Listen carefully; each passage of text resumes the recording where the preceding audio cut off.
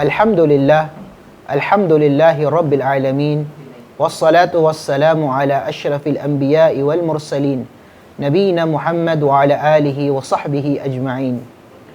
Sinabi ng Allah subhanahu wa ta'ala, Inna Allah la yughayyiru ma biqaumin hatta yughayyiru ma bi anfusihim.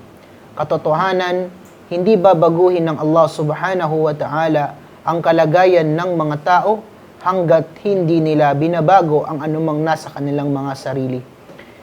Ibig sabihin, hindi babaguhin ng Allah subhanahu wa ta'ala ang kalagayan ng isang tao o ng isang lipunan mula sa hirap tungo sa ginhawa o mula sa kahinaan tungo sa lakas, hanggat hindi nila binabago ang kanilang mga sarili, ang kanilang pananampalataya, ang kanilang mga ugali, ang kanilang mga gawain, at ang kanilang pagsunod sa Allah subhanahu wa ta'ala.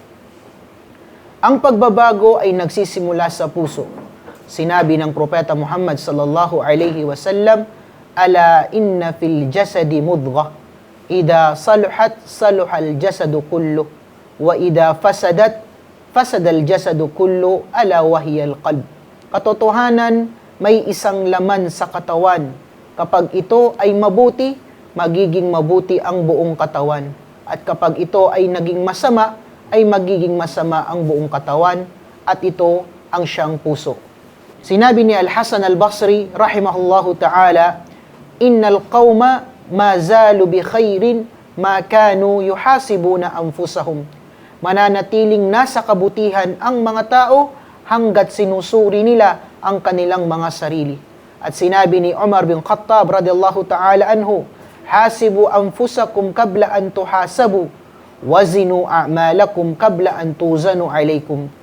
Panagutin ninyo ang inyong mga sarili bago pa kayo panagutin, at timbangin ninyo ang inyong mga gawa bago pa ito timbangin laban sa inyo. At sinabi ni Ibn Qayyim rahimahullahu ta'ala, Taghirun nufusi huwa asasu taghiril ahwal. Ang pagbabago sa sarili, ang ugat ng pagbabago ng kalagayan. Ang tunay na pagbabago ay nagsisimula sa sarili. Ang pagwawasto ng puso, ng pag-uugali, ng asal, ay susi sa pagbuti ng kalagayan. Ang tagumpay at biyaya ay bunga ng pagsunod at ng kabanalan. Ang kapahamakan at paghihirap ay bunga ng kasalanan at kapabayaan. Huwag hintayin na magbago ang sitwasyon bago ka magbago. Baguhin mo muna ang iyong sarili, ayusin ang iyong pananampalataya, palakasin ang pagsamba, pagandahin ang ugali, at sa kalooban ng Allah subhanahu wa ta'ala, susunod ang mabuting pagbabago sa iyong buhay. Ang tunay na reforma o pagbabago ay nagsisimula sa sarili.